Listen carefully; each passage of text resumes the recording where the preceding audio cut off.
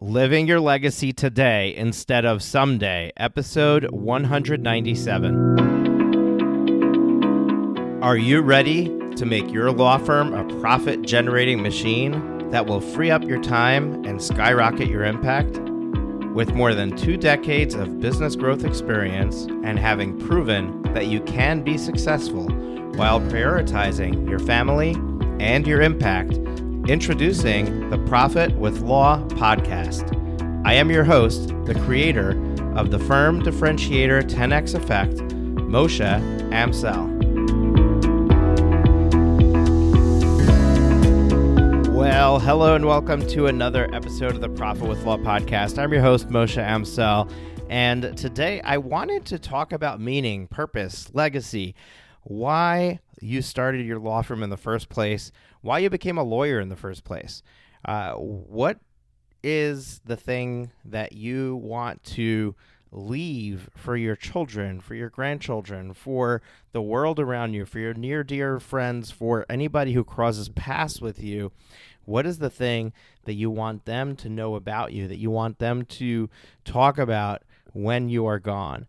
And I'm really excited to talk about this topic. I'm not excited about the story I'm going to share that really drove me to choose this topic today, but I think you're going to find interest in it and why I chose to talk about this today.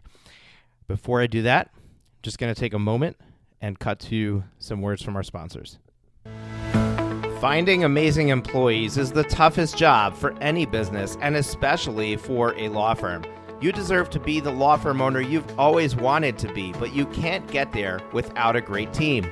Get Staffed Up helps you build your all-star team by staffing your law firm with incredible full-time offshore virtual assistants.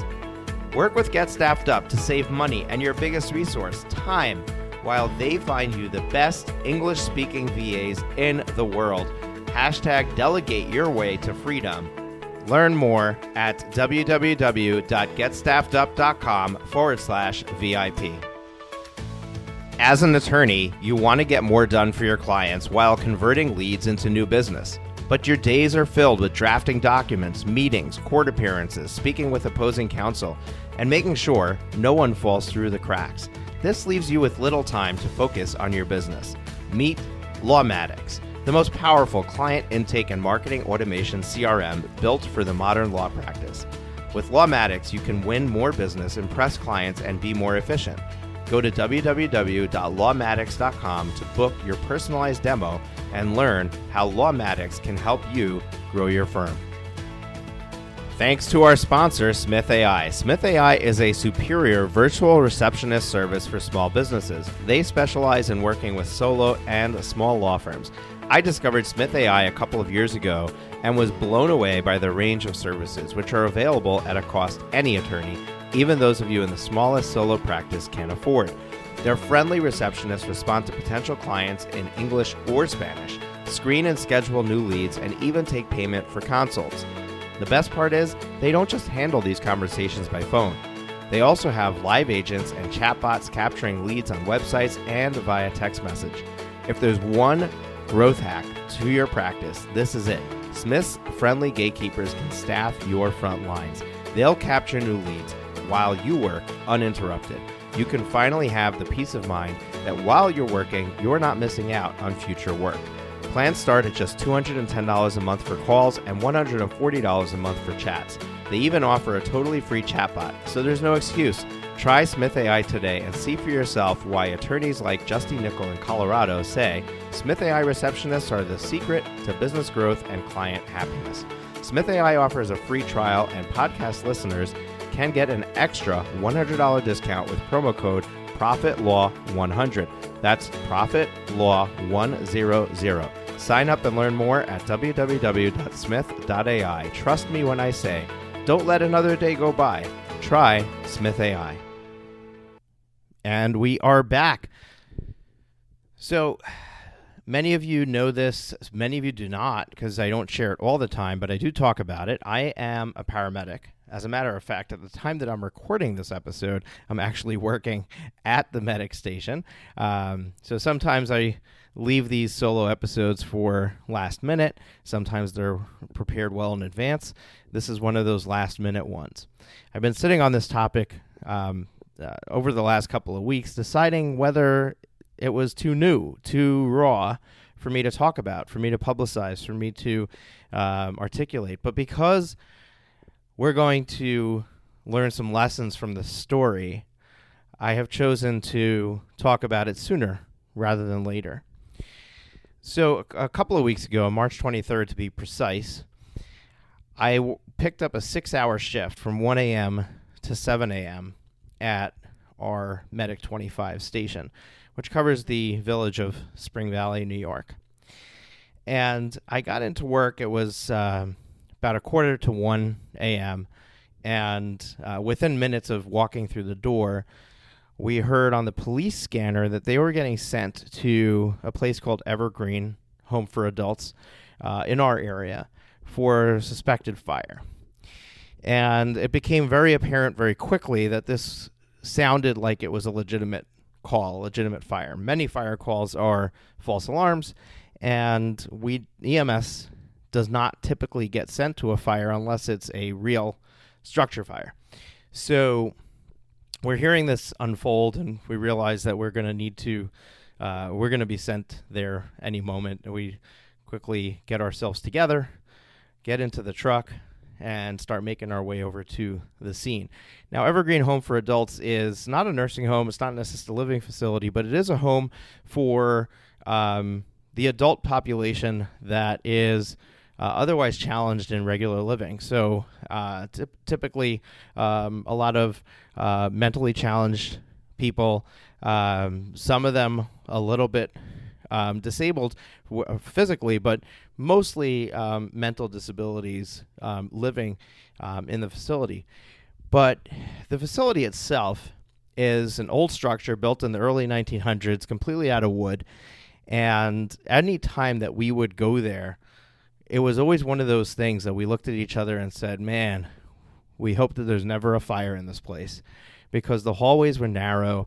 The elevators, you had to take 2 different elevators to get to the different areas of the building. It was one of those structures that is a nightmare to navigate around when you have the lights on, let alone if there's an emergency there. Well, on this fateful night, a fire had broken out in this building, and we knew that this could not have a good outcome. Unfortunately, with a wood structure, there's nothing to keep it from burning. It would just go up quickly, and we knew how many potential people were inside. The facility had capacity for probably close to 200 people. And I don't want you to take anything I'm sharing as fact. I don't know the exact numbers, and I'm sure that there's a lot of news coverage that you can Google and look at. But ultimately, we knew that we were walking into a situation where there's a potential for a lot of loss of life, a lot of serious and significant injuries. And it was one of those calls where, it's kind of like getting dispatched to a plane crash, where you just realize that this is going to be a long night, and a lot of people are going to be counting on me tonight. And that's essentially what I was heading to. Now, when we got on scene, words cannot describe the level of intensity of the fire in this building and how quickly it became that way. To make a long story a little bit shorter, very quickly, a lot of the residents were evacuated. The fire department did a phenomenal job, and they literally were carrying people out, breaking windows, pulling people through the windows, the downstairs floors. And all in all, almost every resident was pulled out of that building. Finding amazing employees is the toughest job for any business, and especially for a law firm. You deserve to be the law firm owner you've always wanted to be, but you can't get there without a great team. Get Staffed Up helps you build your all-star team by staffing your law firm with incredible full-time offshore virtual assistants. Work with Get Staffed Up to save money and your biggest resource, time, while they find you the best English-speaking VAs in the world. Hashtag delegate your way to freedom. Learn more at www.getstaffedup.com/VIP. As an attorney, you want to get more done for your clients while converting leads into new business. But your days are filled with drafting documents, meetings, court appearances, speaking with opposing counsel, and making sure no one falls through the cracks. This leaves you with little time to focus on your business. Meet Lawmatics, the most powerful client intake and marketing automation CRM built for the modern law practice. With Lawmatics, you can win more business, impress clients, and be more efficient. Go to www.lawmatics.com to book your personalized demo and learn how Lawmatics can help you grow your firm. Thanks to our sponsor, Smith AI. Smith AI is a superior virtual receptionist service for small businesses. They specialize in working with solo and small law firms. I discovered Smith AI a couple of years ago and was blown away by the range of services, which are available at a cost any attorney, even those of you in the smallest solo practice, can afford. Their friendly receptionists respond to potential clients in English or Spanish, screen and schedule new leads, and even take payment for consults. The best part is, they don't just handle these conversations by phone. They also have live agents and chatbots capturing leads on websites and via text message. If there's one growth hack to your practice, this is it. Smith's friendly gatekeepers can staff your front lines. They'll capture new leads while you work uninterrupted. You can finally have the peace of mind that while you're working, you're not missing out on future work. Plans start at just $210 a month for calls and $140 a month for chats. They even offer a totally free chatbot, so there's no excuse. Try Smith AI today and see for yourself why attorneys like Justy Nickel in Colorado say Smith AI receptionists are the secret to business growth and client happiness. Smith AI offers a free trial, and podcast listeners can get an extra $100 discount with promo code ProfitLaw100. That's ProfitLaw100. Sign up and learn more at www.smith.ai. Trust me when I say, don't let another day go by. Try Smith AI. There was one resident that was found to be in cardiac arrest, who ended up dying. One of our ambulance crews worked on that patient as they took him to the hospital. Another about 15 or so people were transported to the hospital with injuries. However, one thing that happened on this scene is really where I'm going with this story. So we're standing there outside the structure, and we use different radio frequencies, EMS and fire. So we hear the fire radio, we're nearby, going off, and you can hear somebody say, "Mayday, Mayday." And when somebody says Mayday on a fire radio, on a fire ground, it's not good. It's a distress signal. It's saying, hey, I'm trapped, I need help. I can't get out on my own. So essentially what happened, we don't know exactly what happened, but what happened was one of the firefighters who had made multiple trips in and out of the building, had saved countless lives already, had gone back in one more time and got separated from his partner, who was probably just a few feet away from him, but opened a door to search for a victim, and the room flashed over. And what that means is that what happens is rooms get very, very hot, and the fire is just waiting to ignite. And if you open a window or you open a door, that little extra air is all that the fire needs to make the entire room burst into flames.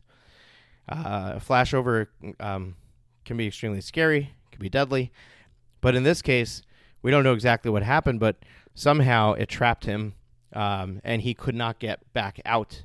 Couldn't get out of the building, couldn't get out of the fire, and we spent the rest of the night, I ended up being there for 12 hours on that scene.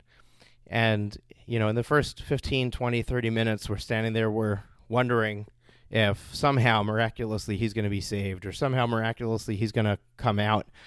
But as we're standing there and we're seeing more and more of this building go up in flames, the back side of the building completely collapsed. It reminded me of what it might have looked like for a little piece of the World Trade Center coming down. Like it wasn't, obviously this building is nothing like the size and massiveness of the World Trade Center. But when the back of this building came down, this cloud of smoke and dust and debris went chasing after us, who were, the people who were standing on the backside of that building. And, all we could think about was that where this firefighter was? Was that where he was missing, and now he just got crushed or crumbled underneath that? And we, as time progressed, we realized that there's just no way he's going to make it out. And unfortunately, he lost his life in that fire. His name is Jared Lloyd. And he was 35 years old, left 2 kids behind, a 4-year-old and a 2-year-old. It's a very sad story, and very, there's a GoFundMe page, fundraisers for him. But I went to attend his funeral. And he had a amazing, respectful funeral. If you're connected with me on my Facebook page, my personal Facebook page, I live streamed most of it. You can go there and watch it. But what was interesting was that at his funeral, everybody talked about the type of person that he was, and how being a firefighter, although it was a volunteer thing for him, that wasn't his job. That wasn't his job where he earned his income. That was the part of his life that lit him up. And that was what he loved doing. And he loved the idea of helping people and being able to go in their time of need and to save them. And this was his legacy. And what was interesting was you could hear his family talking about him, and you can, obviously they're pained that he's gone, the pain that they lost him, but they're talking about him like he died doing everything that he stood for and everything that he wanted. And really, that moment of standing there and hearing about somebody who clearly didn't live the full life that he could have. At 35 years old, most people listening to this are probably past that age already. And to think that, what if your life ended at 35? What would your legacy be? Have you created your legacy? Would your children know what you really stood for? Would your family know? You see, we go through every day and we say, I'm just getting started. I've got my whole life ahead of me. I'm just getting started. I've got my whole life ahead of me. And the problem is, we don't know what our whole life is. We don't know now I know you're not a firefighter. I get that. But if this past year with the COVID pandemic has taught us anything, it has just highlighted the fact that we don't know when our time is going to be up. It can happen any which way. A plane could fall out of the sky and land on top of us. The building we're in could collapse.